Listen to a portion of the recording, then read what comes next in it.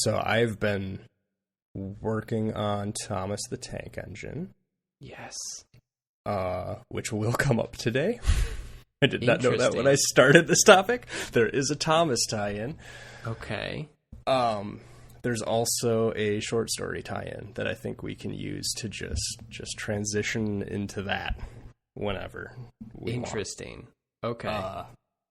And this one I knew. I knew about this. I forgot to, connect those two dots, though. Huh. So, obviously I knew we were talking about moving into short stories and books. We've been kicking that around for a while. And then I also knew about this reference, this allusion here in today's topic. Incredible. And it's one, I think you maybe brought this up as a potential starting point for a short story, actually. Okay. So this will work out great.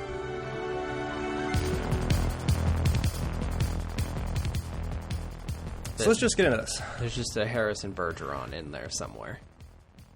Not quite, but close. Okay, perfect. Yep, love it. Awesome. RuneScape does a lot of in-universe a lot of allusions and references that you could not know and miss nothing. But it adds some character if you're familiar with some of the source material. Yeah, that's fun. I feel like when you're making an MMO like this, at some point you just have to kind of lean on to and there's this house over here. This is just the Pride and Prejudice house. You know, one of the characters is named Elizabeth Bennet, and that's up to you to get that one.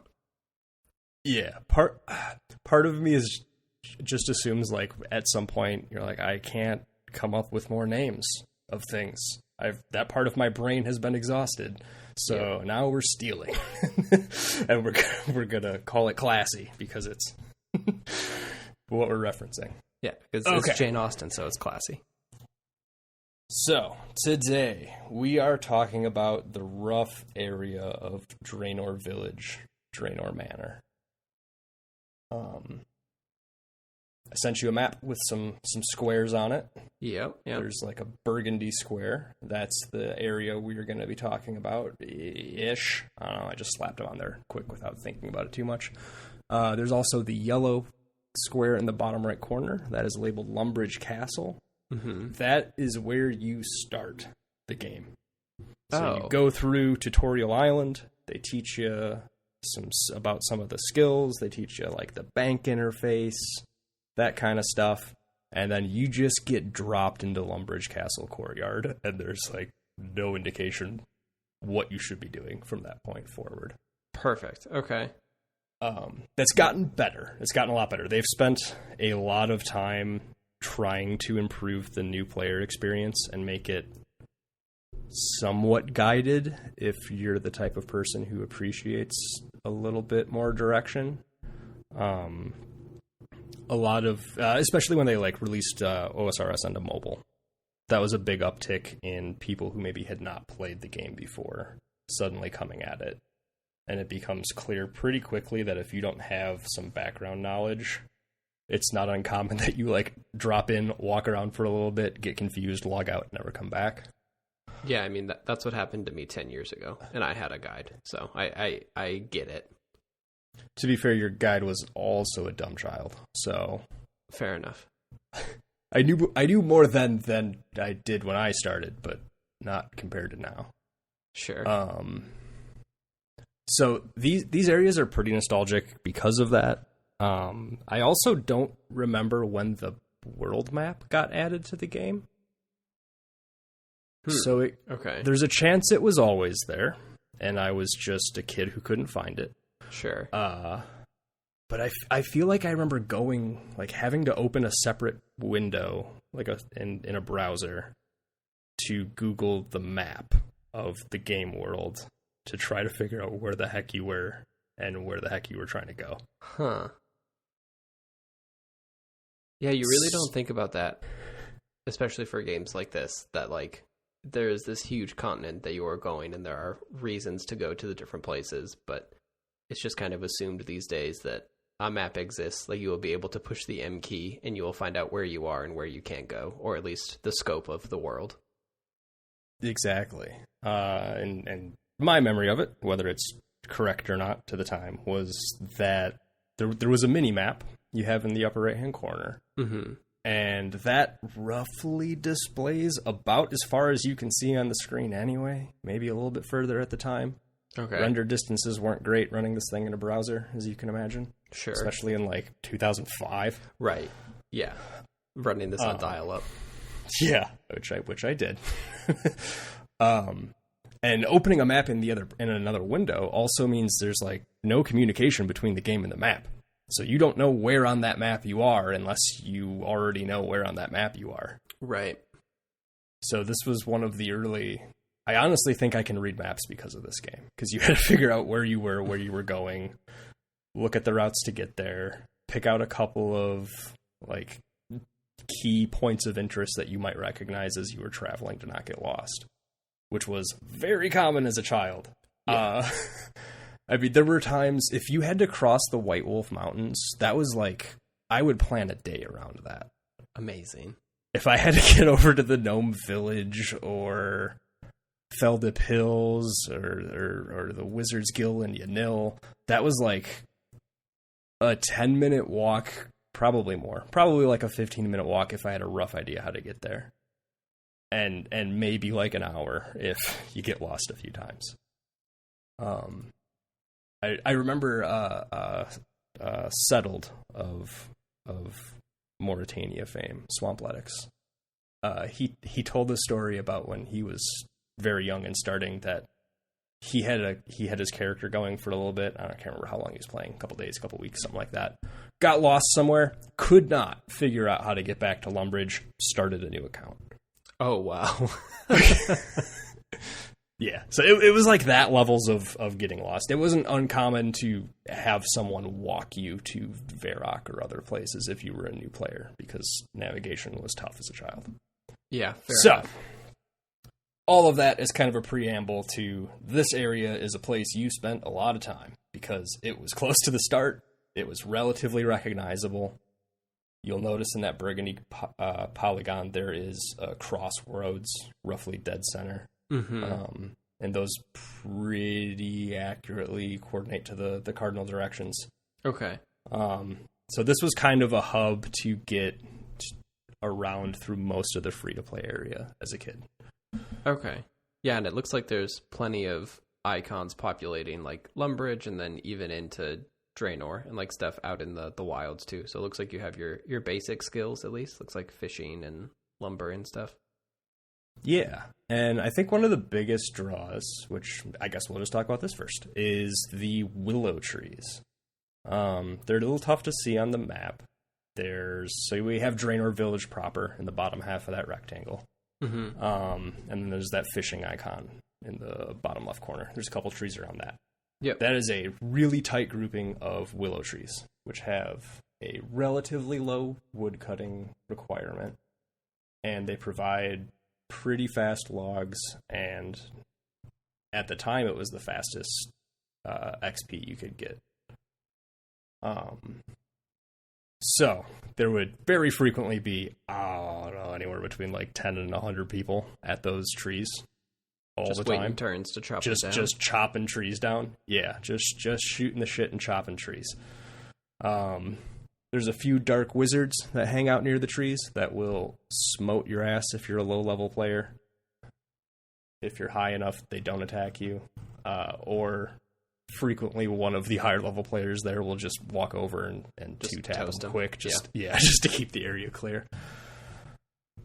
So, let's go through some of the in-game lore, maybe. You asked me in chat if there were vampires here. Yeah. I don't know why. I truly saw this map, and the first thing I thought was, I weirdly have Curse of Strahd on the brain, and I feel like this screams there are vampires here. There's something about a manor house that is bigger than the village that really feels like there's probably vampires here. Like there's probably something weird going on here, and then Strahd was on the brain. So are there vampires? There's vampires here. Yes, yeah. Of course there is. There are vampires. There's always here. Vampires. We're going to talk about vampires. Yes. Some vampire-ass vampires. We're going to start with the Tom. I'm all over the place today. That's fine. We're going to start with the Thomas tie-in, because I found this and I think it's funny. So we have Draynor Manor. We have Draynor Village.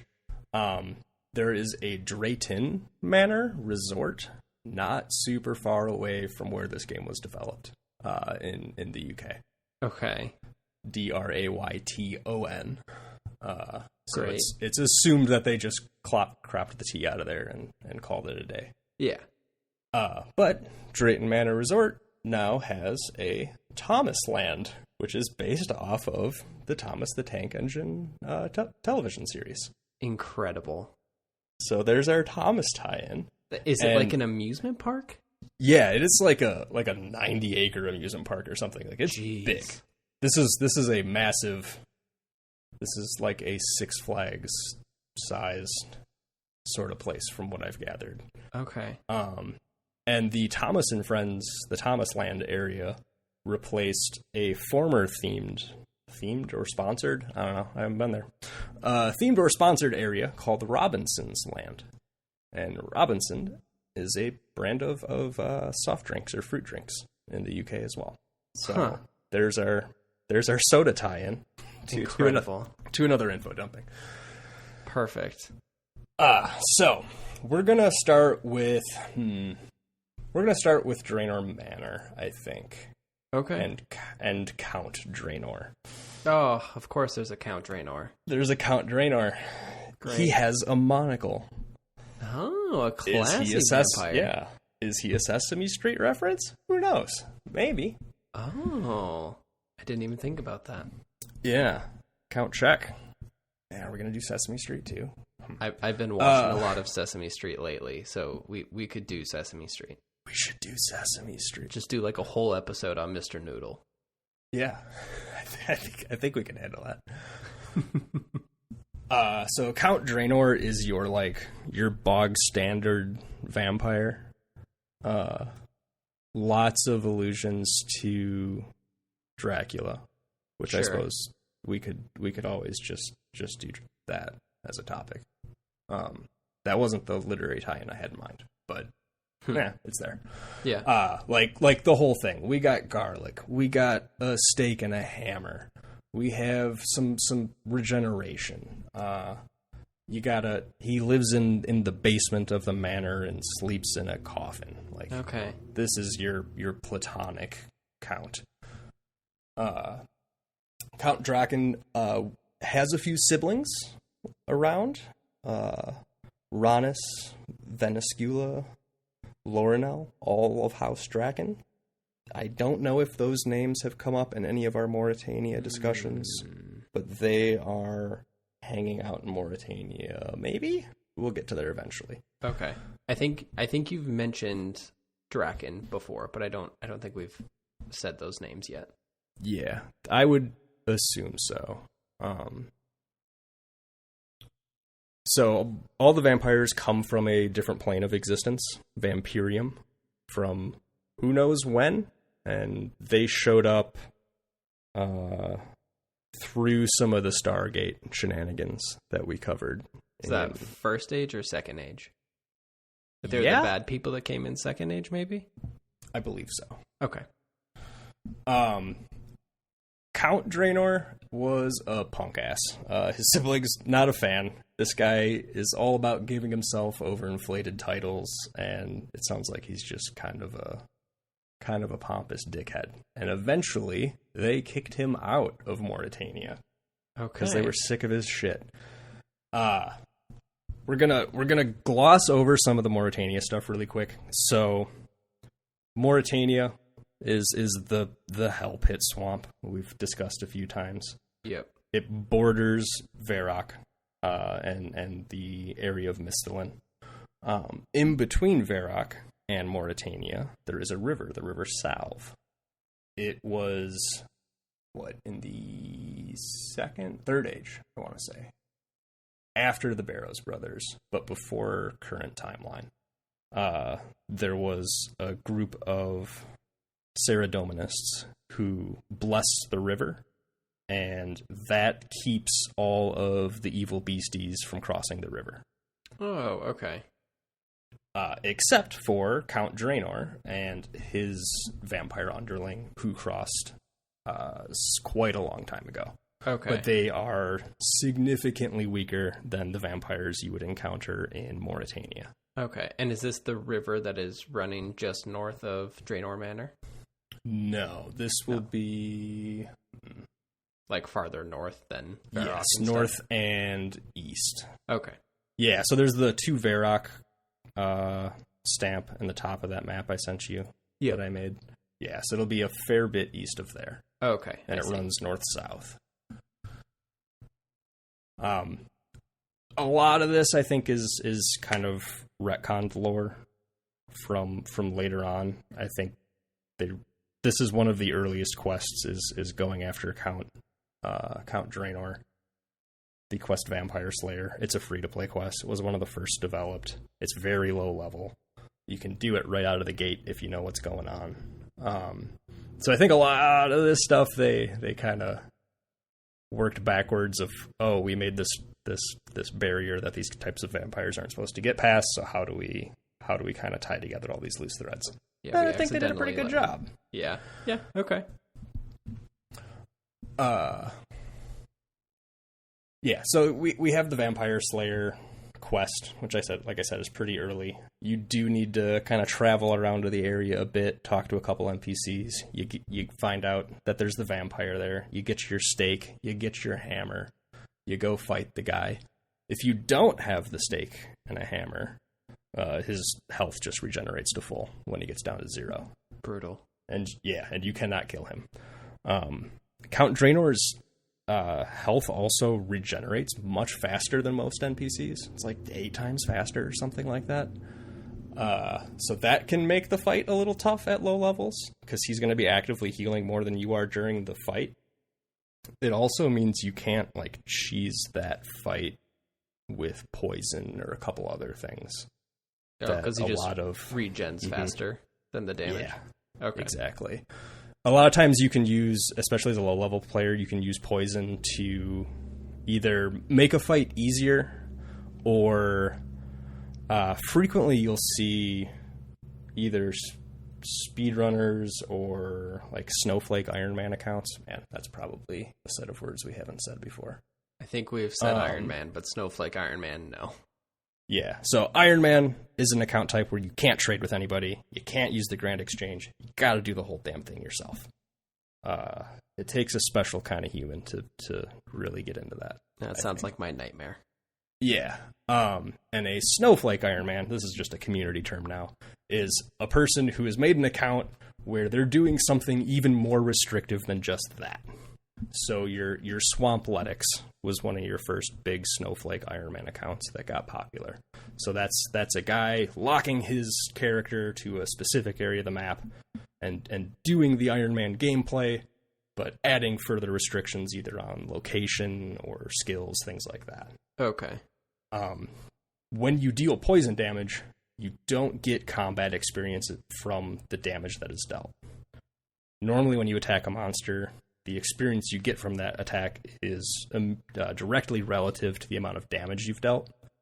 So if you shoot him with an arrow, you get XP in your range stat. If you hit him with a magic spell, you get magic experience. If you smack him with a sword, you get attack, strength, or defense, depending on what you're doing. But poison doesn't generate any XP. So if you're trying to complete certain quests while still keeping your combat level incredibly low, poison is a way some people will do that. Oh, I see. Okay, so if your Snowflake Iron Man thing is that I'm going to keep my combat level below 50 or something, you cheese that by using poison because you're not bumping your numbers up. Okay, I see. Exactly. Yeah, okay. And there's some of that in early Swampletics. There's the Temple Guardian who watches the Temple of Paterdomus, which is what is kind of it's the temple related to the enchantment that is placed on the River South, and that's another NPC, another quest NPC that regenerates health quickly. And sometimes you have to complete these quests to get access to areas or to unlock skills or to unlock further quests down the chain. So yeah, frequently you'll see poison used for that. But that's tough here because, like we said, the guy regenerates health pretty quickly. Draynor Manor is a super interesting area of the map. As you can see from the map there, it's kind of dead and gross looking. There's a lot of brown and gray on the ground on that screenshot. All of the trees surrounding there are all dead and leafless. I think it's the first area you encounter that's really kind of void of life like that. Okay. Except some of the trees are also undead. And they will smack you. And that is a thing is terrifying the first time you experience it. It's on the little path from that crossroads right up towards Draynor Manor. Mm-hmm. That whole area inside the white fence line there in between. Yep. That whole area is just a gauntlet of undead trees smacking you for like 1 to 3 damage. Okay. That's awesome. Which when you're like, level 30, 1 to 3 damage, not a big deal. But when you only have 10 hit points, that's a gauntlet that you are not running. Yikes. Okay. A lot of quests have some overlap with either Draynor Village or Draynor Manor. We mentioned Vampire Slayer, obviously. Mm-hmm. Ernest the Chicken is another classic quest in Draynor Manor. Who is that one? That is no further details on Ernest the Chicken. Ernest the Chicken. So Ernest, you meet. Gosh, what's her name? You meet a lady outside Draynor Manor. What is her name? Her name is Veronica. That's her name.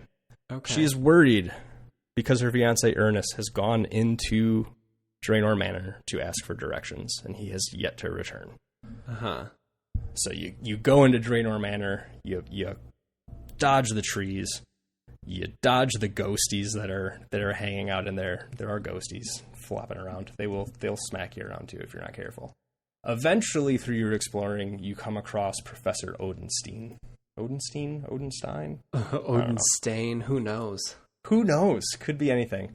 One of the downsides to this thing not being voice acted and encountering all these names as a child is you bake weird pronunciations into your brain that you don't realize for 30 years. Yeah. I don't know if or no pronunciation. So maybe this is just a me thing, but when I come across a weird name in a fantasy novel that I can't turn into mouth sounds normally, I feel like in my head I just replace that collection of letters as a symbol instead of a word, and then I don't even try to pronounce it. I just recognize that collection of letters equals that character. Okay. I don't go so far as symbols, but the first Harry Potter movie really solves some issues for me when it comes to reading names. Yeah, and there you get at least some kind of canon to point to and say, well, here's an official thing where someone said the thing out loud. Or the best we ever get here is devs talking about it on Twitter or in a YouTube video. Yeah, and at least with some of those ones, they're based on real names. But I imagine once you go fantasy, it's way all different. Bets are off. A very short anecdote. I'm listening to the Stormlight Archives currently in audiobook form. I'm on cool. book 4 now.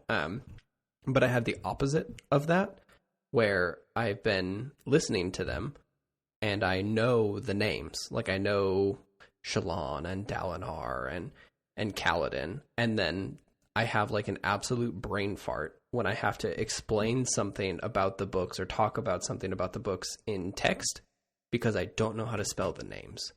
I have no idea how any of these appear because all I know is how they're said and what they sound like. So I just don't engage. But yeah, I get it. Same problem, opposite direction. Yes. Yeah. So here's your... I dropped Professor Odenstein into the chat. I love this guy. That's just Einstein with fur boots on. His exam in text is a mad scientist, if I ever saw one. Yep. Which is true. Yeah. So the professor here, once you find him, he explains that Ernest came in to ask for directions, and Professor here was like, hey, I'm going to have you help me out with this experiment real quick, and then I'll give you directions. So they're working on his poltermorph machine, and unfortunately Ernest has now been turned into a chicken. Yeah, okay. I was wondering why it was called Ernest the Chicken and not Ernest and the Chicken. Okay. So is... the chicken is coming from inside the house. Yeah, okay. You're telling me that they got a Dracula house and also a Frankenstein? Oh, there's a Frankenstein in Mauritania that we'll cover sometime.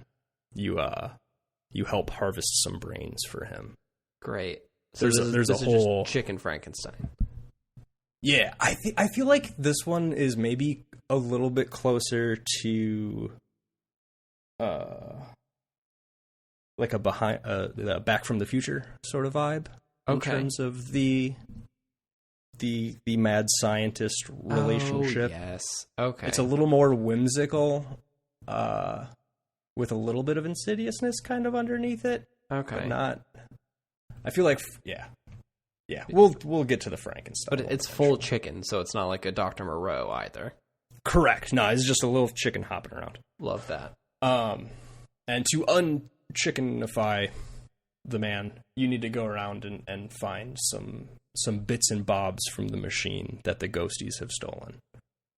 Like an oil gauge and some rubber tubing, stuff like that. Mm-hmm. This will be a quest that people who have not played this game in 20 years will remember. So shout out to those that we've talked to a bit about heads. That. Yeah. In the basement of Draynor Manor is a logic puzzle that, if you are a child, is utterly impossible. Okay. Incompletable without a guide. I have very distinct memories of having the website RuneHQ open to some guide that somebody wrote and just really desperately trying to puzzle together this thing. So I'm gonna put another one in chat here. Here is the basement. Okay. The letters are levers, so it's an area with, I don't know, half a dozen rooms. Yeah. All the numbers are doors, so there's 9 doors and 6 levers. Yep.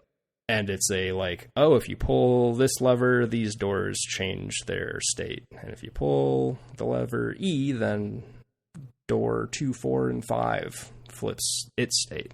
Oh my god. Okay. Yeah, so it's one of those pull the lever, run into the one room, pull that lever, run into a different room, pull that one. That closed the other door, but opened a new... It's that kind of thing. I feel like was there something like this in one of the early Pokemon games, like in Slivco or something like that? Yeah, that sounds right. Same kind of vibe. Yeah, so it's a 12-step process to get an oil can. That's pull lever B and A, enter door 1. Pull lever D, enter door 1. Pull levers B, then A.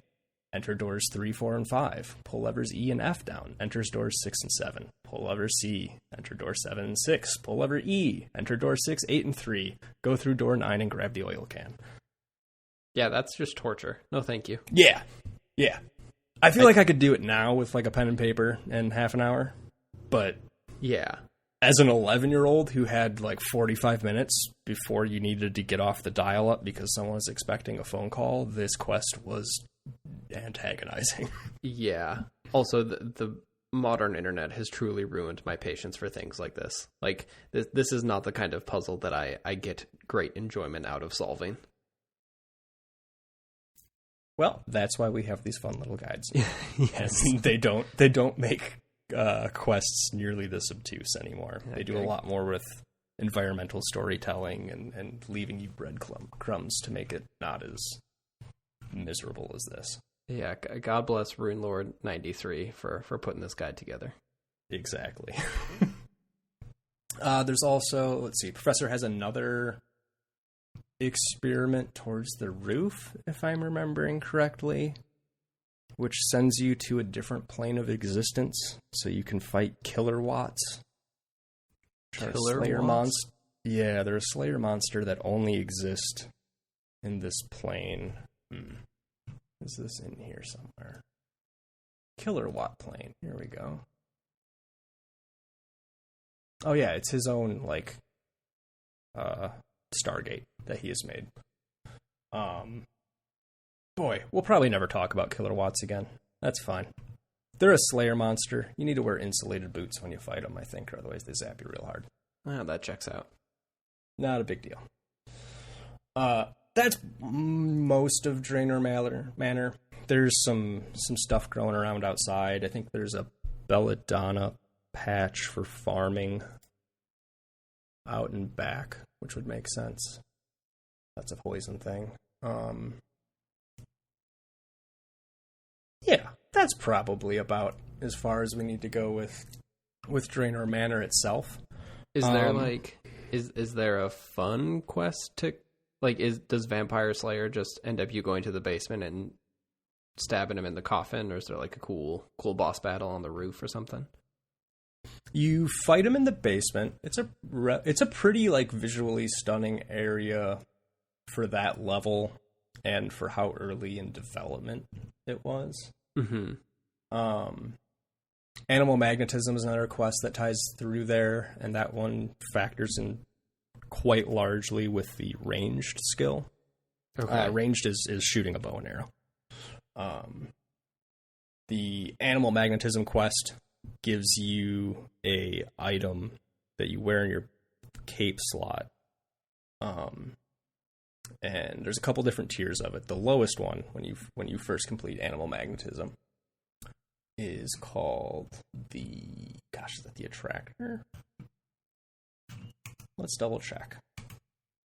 That would make sense. Yes, I would believe. The Ava's Attractor. Or if you're over 50 range, then you get the Accumulator. I couldn't remember which order those two were. But it's a backpack you wear. It's got an undead chicken and a magnet in it, and it collects some of the arrows you shoot for you.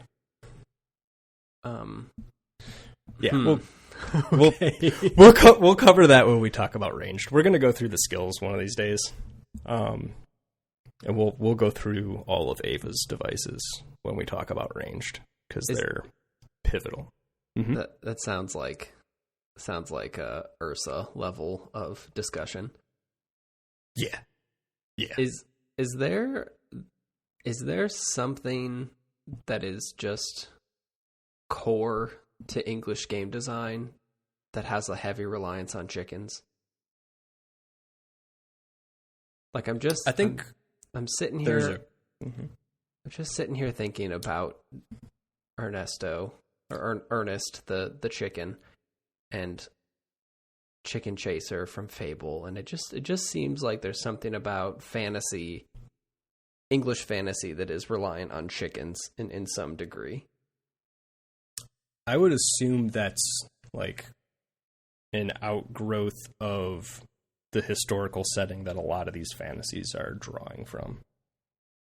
That's probably fair. You got your fantasy peasants, you got mud, you got chicken farming. Yeah, okay. Yeah, yep. And your cereal crops. Okay, yeah. Mystery solved. Yeah. So yeah, we'll come back to Ava and some of those ones in a different episode. That one ties into Mauritania, and yeah, we'll do Animal Magnetism at some point. That's the name of that quest. And also a Scorpions. Yes. Yeah. Yeah. But okay, so Draynor Village itself sprung up likely independently of Draynor Manor. It's a little unclear. The Count, not a big fan of Draynor Village being there. So there's some antagonism between the village and the manor until you solve that by doing a vampire murder. Gotcha. Interesting. So the manor was there long before the village. That is the opinion of the things I have read. I don't think that period of history is like super fleshed out in anything. Okay. I'll have to go through. I have a book that has a lot of like old art assets and early RuneScape history. I should dig through there and maybe there's something in there. Yeah, that would be interesting. I feel, just to go back to the Curse of Strahd thing, like my Strahd lore is very shaky because I haven't played it in a couple of years at this point, but I feel like there was the Strahds, and then they were benevolent great leaders, and then one of them turned into a vampire, and now he's just feasting on all of the people, and everyone is sad and it's bad. It seems very funny to me that some people are just spelunking around the countryside, like, this seems like a good spot. There's good fishing. There's some willow trees down here. Just don't mind the vampire manor back there. Like, we'll probably just be fine setting up our wheat fields here. That's not going to be a problem later. It's hundreds of feet away. Hundreds. I don't know what else you want. Just don't go north on the crossroads where the trees will punch you. Otherwise, it's fine. You know what? I'm coming around to team count Draynor here. This is maybe on the people who encountered the fist fighty trees and continued forward. Yeah. Count Draynor, the greatest NIMBY of them all. Okay, so Draynor Village. We got our willow trees. We've got here. Let me pull the map back up. We can kind of go through some of that. We've got the willows. We've got a bank. That's pretty key. That's that little dollar sign icon on the map. Mm-hmm. Another reason Draynor Village is frequented by players of almost any level is, let's see, it's not on the map, but right in front of the bank is a teleport location. Okay. So there's a lot of teleports in this game. Like, man, probably hundreds. Probably over 100, I would guess, if we count like all the different jewelry teleports and the spells and items, and there's a ton of stuff. The map's huge. Like I said before, traveling from one side of the map to the other was like required planning. Yeah. If you're going to do it by foot, planning and time. So because of that, there is a maybe ridiculous number of ways to move around the map quickly. One of the more common ones is the Amulet of Glory. So if it's a great name. It's a piece of jewelry, goes in the neck slot. So there are both necklaces and amulets. Necklaces have a metallic chain, I guess. The part that goes around your neck is metal for a necklace and string for an amulet. Okay. They have different functions. Once you enchant them, they get different abilities. Jewelry follows a similar system to the metals. So we've talked about weapons and armor a little bit. You have your different metal tiers, your bronze, iron, steel, mithril, adamant, rune. Jewelry follows a similar path. You have sapphire, emerald, ruby, diamond, and then dragonstone. Okay. You use the crafting ability. If you have one of those gems that is uncut, with a chisel, you can cut the gem and give it some facets and turn it into a usable shape. And then you further utilize crafting to make the necklace or amulet itself. To do that, you need the cut gem, a gold bar, and then whatever mold for the piece of jewelry you're using. So if you want to make a ring, you need a ring mold, amulet mold, etc. You have all those in your inventory, you go to a furnace, the gold bar melts, the gem goes away from your inventory, and you're left with either a necklace or a ring or an unstrung amulet, which then needs a ball of wool, which you can obtain by shearing sheep and taking that wool to a spinning wheel and turning it into string, or by using magic to string jewelry. You get the idea. Yeah, you're just playing ye old Factorio here. You know what? That's maybe one of the better examples for the Nightmare Factory that is this game. Yeah, okay. So, Amulet of Glory. If you are a player who can trade, it's a very cheap amulet. They're like 10 to 20k, depending on other stuff happening in the game. Mm-hmm. They provide incredibly high attack and defense bonuses, and it comes charged with 4 very useful teleports. Okay. Draynor Village is one of them. And since there's so many quests here, that teleport becomes really useful for moving around the map. Draynor Village is one of the slots. Let's see, where does Barbarian Village, I want to say. Why? Oh, Edgeville, sorry. Jeez, I am out of it today. So it has 4 charges to start with. Every time you teleport, you use one. Eventually, it becomes inert. You keep the bonuses, but you lose the ability to do any more teleports. The Dragonstone amulets themselves can be recharged a couple different ways. Those ones you usually have to go to like a specific fountain or a shrine somewhere and use the item on that. Other jewelry, once those charges are gone, the whole thing just turns to dust. It's just done. Okay. Yeah. So if you have we'll go with a ring of forging. It's a ruby ring. It increases the rate you get iron bars from iron ore. Once that thing has used up all 40 of its charges, it just turns to dust and leaves your inventory. Except for the Dragonstone stuff. Those ones go into an uncharged state, and then they can be recharged. Gotcha. So the Amulet of Glory takes you, Draynor Village, Edgeville, Karamja, and Al-Kharid. I don't know how many of those we've covered. They're all in the free-to-play area. They're all very useful for early game quests. Gotcha. If you are an Iron Man, yep, go ahead. It's all keyed to location teleports then? Like it's not like you get 4 free teleports, it is those 4 locations. It is, so you have 4 charges, and you can choose which one to go to every time you use a charge. Okay. So it can only go to those 4 coordinates on the map, but you get to choose which one of the 4 you use. So you could burn all 4 going to Draynor Village every time. Yeah, that's interesting. If you wanted to. So yeah, like juggling those charges becomes kind of a thing you have to do as a player.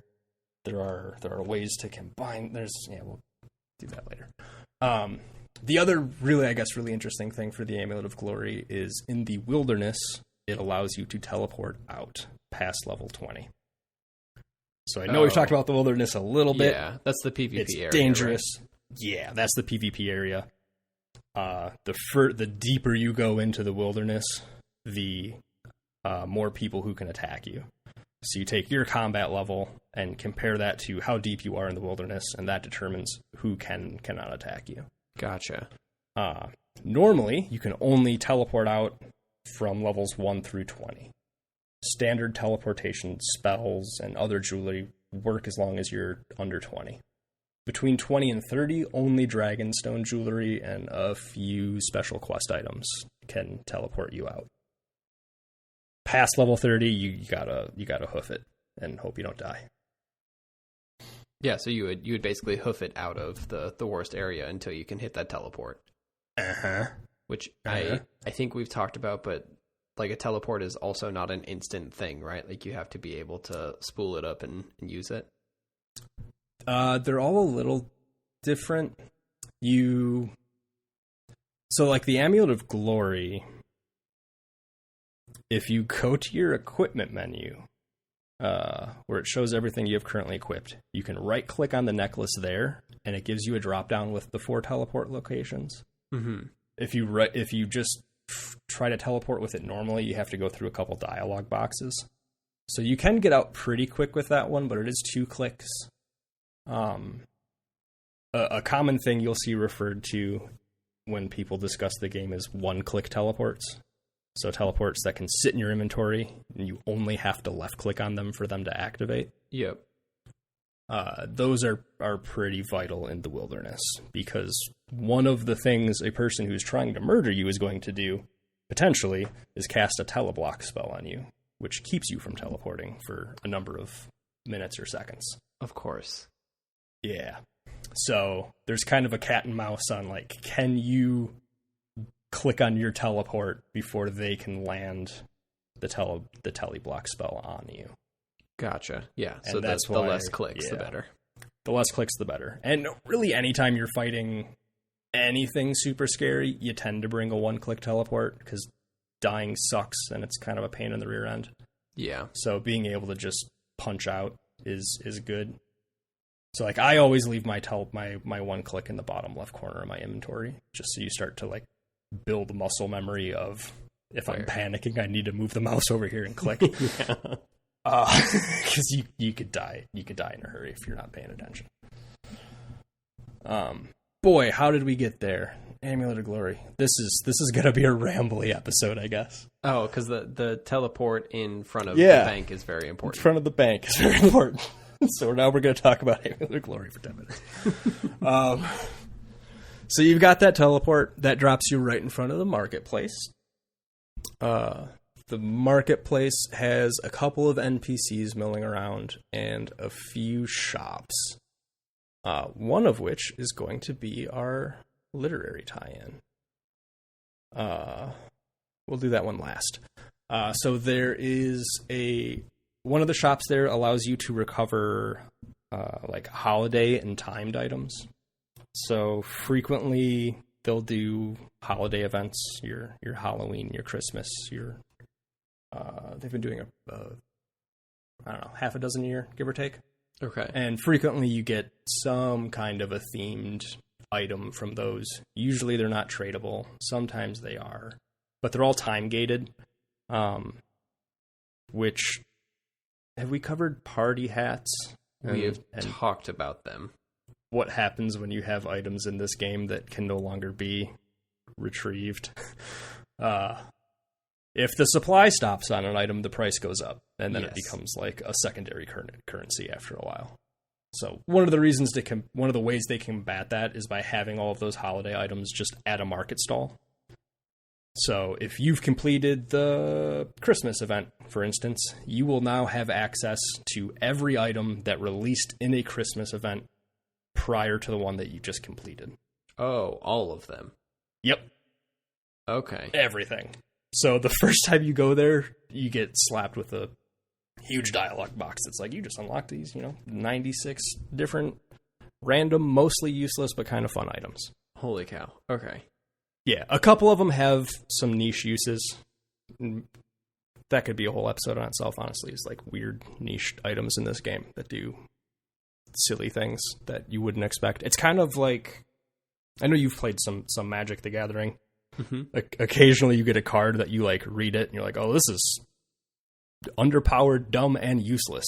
Yes. But when paired with some other thing, it becomes a broken nightmare factory. Yes. And there's a few items like that where you're like, oh, this is useless. Oh, except in this one really specific case. So that's the toy store. There is a seed stall, and a couple of master gardeners walking around as well. The seed stall you can steal from using the thieving skill. You then use those seeds to plant via the farming skill, and depending on what you plant, sometimes you can continue the skill chain there. If you're growing herbs, you use those to make potions, or sometimes you're growing food for cooking, or those types of things. Okay. I want to say, is this where Martin is? Martin the Master Gardener, I want to say, is one of our friends near that stall. It's a good name. It's a good gardener name. Right? Yeah, Martin the Master Gardener is there. Have we talked about skill capes yet? Is that a thing? We loosely touched on them because one of the Barrows brothers has a Legends cape, and he shouldn't. Ah, yes. Okay. But other than that, not really, no. So, quick diversion into capes of accomplishment. When you hit 99 in a skill, you can go to a specific NPC who will give you a special cape acknowledging that you have hit max level in that skill. In this instance, we have Martin the Master Gardener. So once you hit 99 farming, you can go talk to this guy, give him 99,000 gold, and you get a really cool cape out of it. Okay. The cape has some bonuses. They all have a custom and what's the word I'm looking for? Animation is close. Emote. They all have a custom emote you can trigger using the cape. So everyone knows you have a 99 in that skill. Some of them provide useful bonuses. Some of them are completely useless.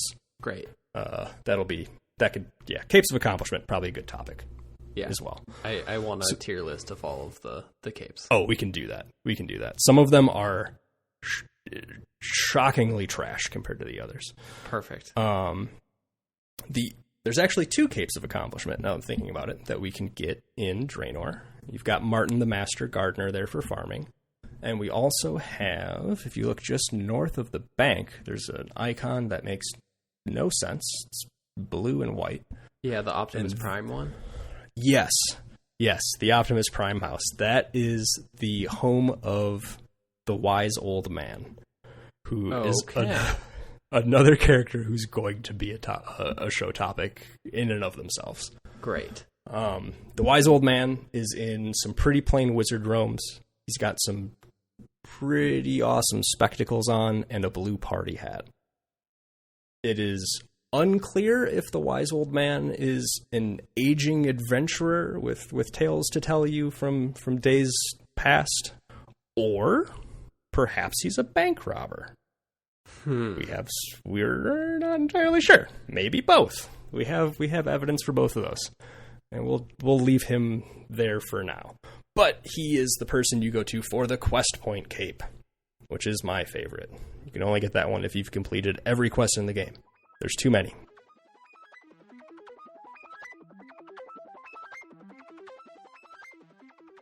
Should we just jump back into this since we are short on time? Yeah, let's jump back into this. You know what? Sure.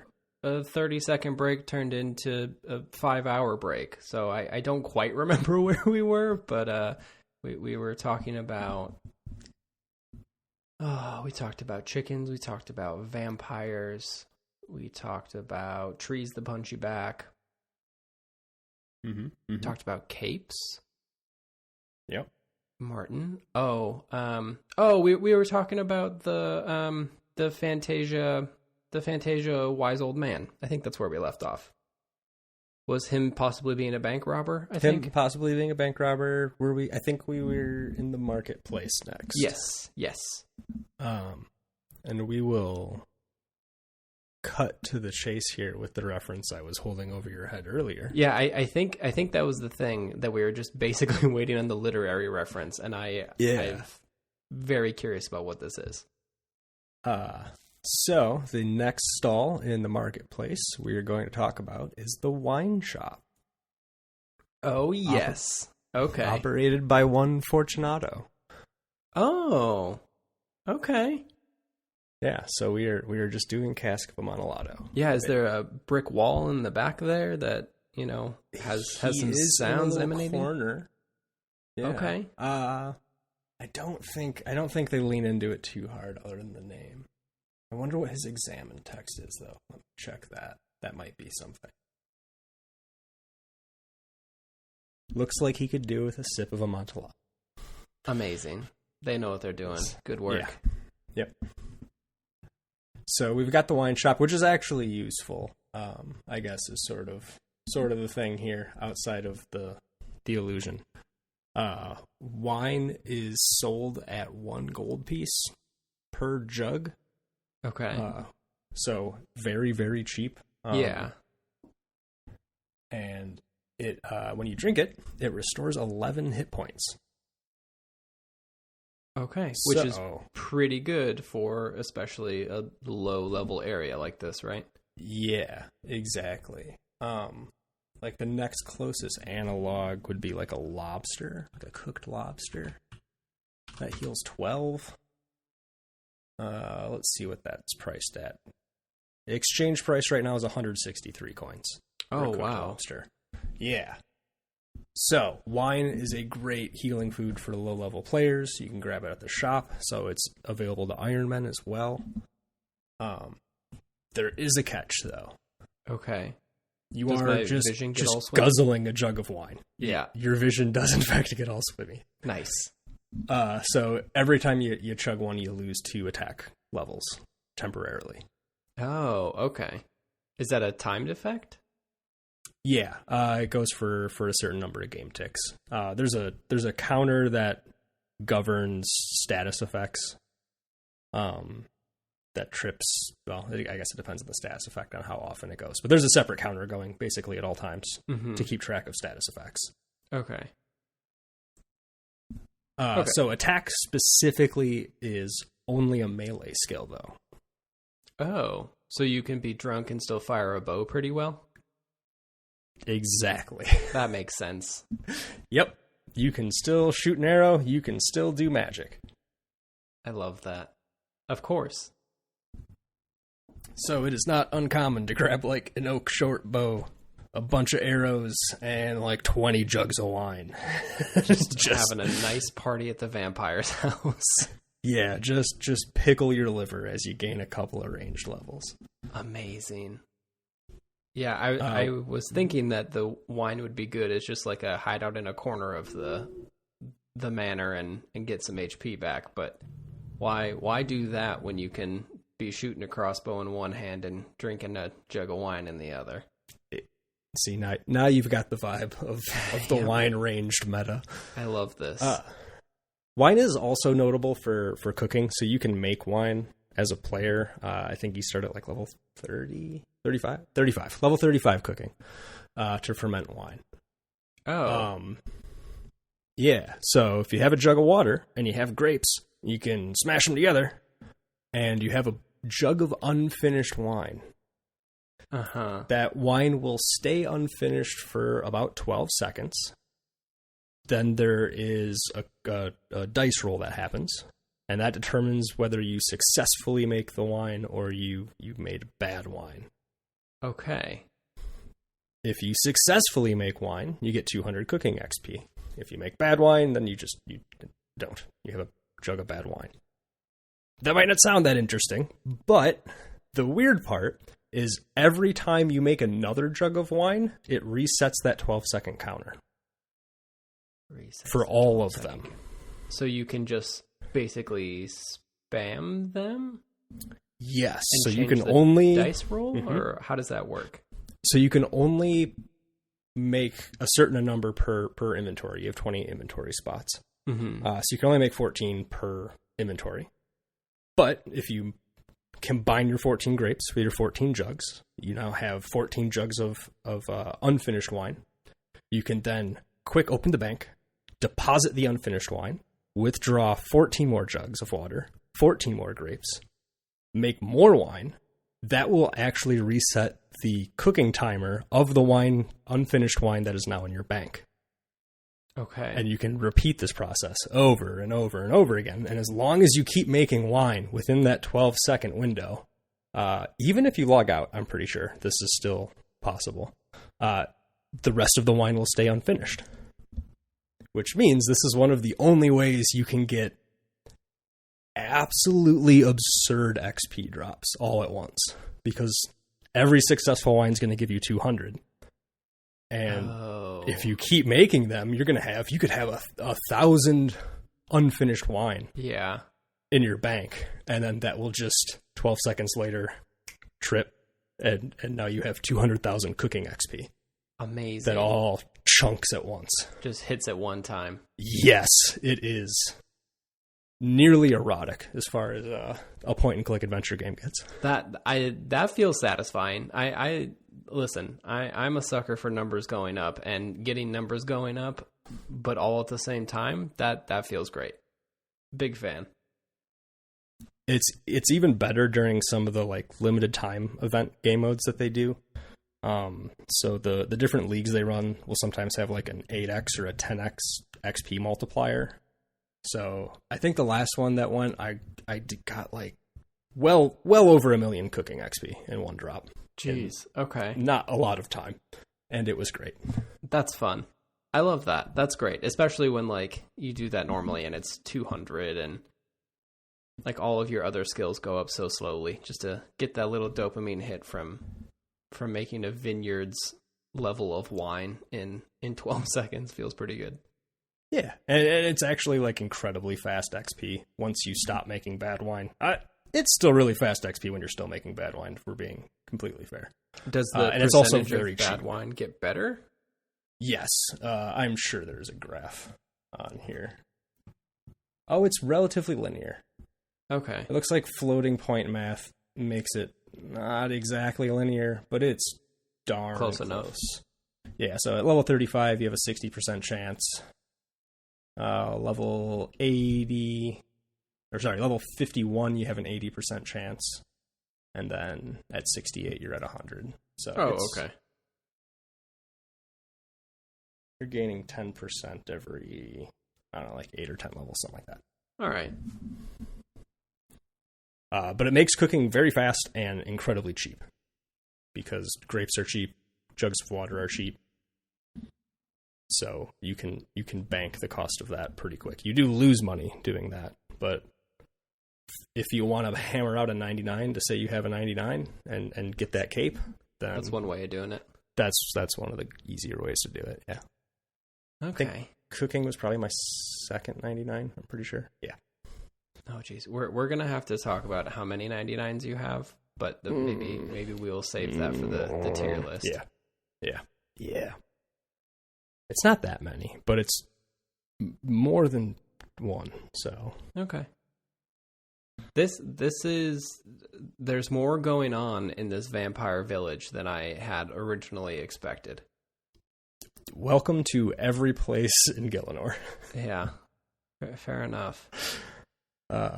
We didn't even. We'll touch the Wizard's Tower another day. That was built right at the dawn of the 5th Age, when humans rediscovered the ability to craft runes for themselves. Okay. All right. We should probably cover Lumbridge at some point. Probably Varrock. Hit all the big free-to-play areas as well. Yeah, because I imagine... I mean, Lumbridge has just a ton of icons compared to Draynor, and Varrock is sizable, right? Yeah. So Lumbridge has maybe changed the most. They've added a ton of optional things to make starting this game less miserable. Okay. The one thing we skipped in Draynor, or one of the things we skipped in Draynor, there's a rooftop agility course there. You run across the roofs, you parkour your way around, you get agility XP. This is going to tie in... Yeah.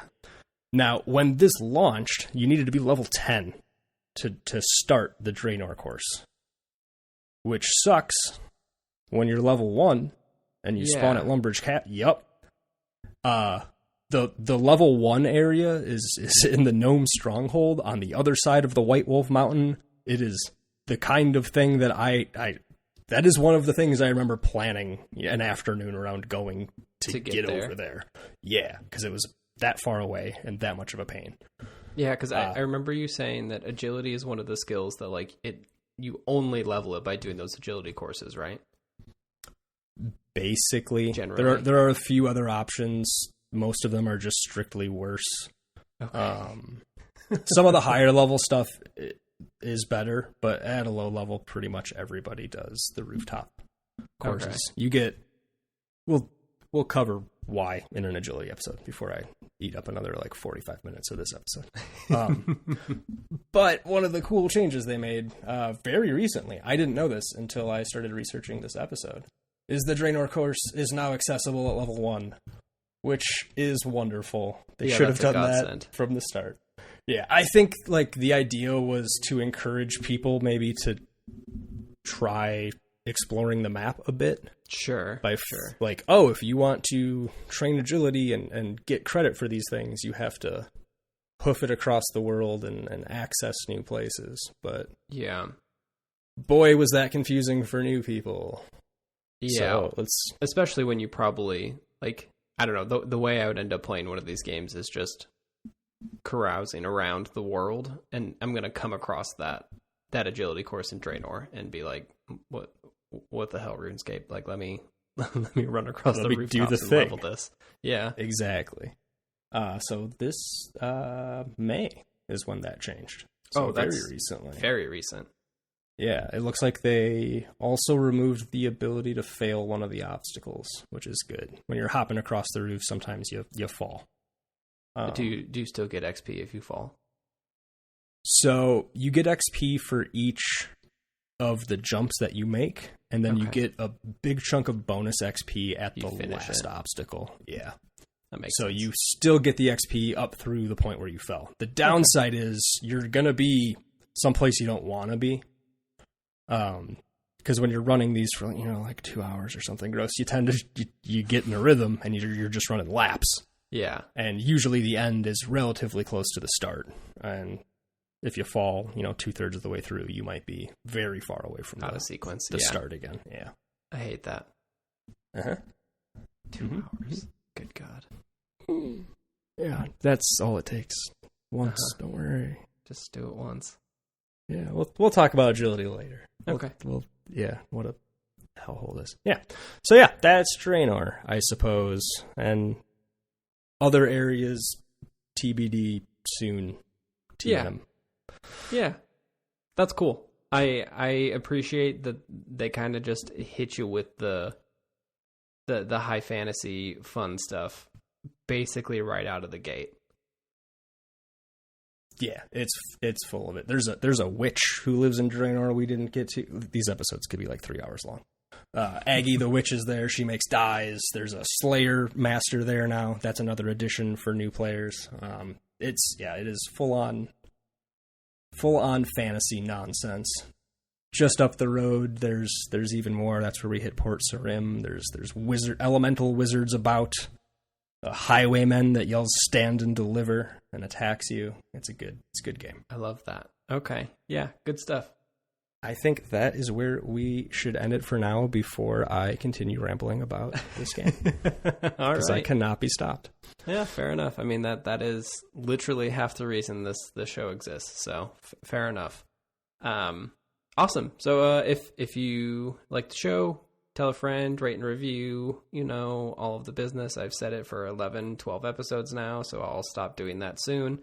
If you want to send a message or recommend a piece of world building, just go to the website, gordonherberger.com, hit the contact page, and you can, I guess, send us some stuff. I sent a mega long list to you earlier today, and there are more things on that list, but we can always add more things to the list. The list can be infinite. I'm fine with that. We're gonna have to start moving the list into 2 dimensions to contain as many items as we're slapping in there. Yeah, it's getting a little unruly. Yeah, so I have been Phil. I'm Logan. And I forgot to do this the last couple times, so I need to get it in there now. Our music is by our very, very good friend Nicholas Cahill. I'll have links to his SoundCloud in the show description. Check it out if you like it. And thank you, Nick, if you're listening. And thank you for listening. We'll be back next week with another Codex entry.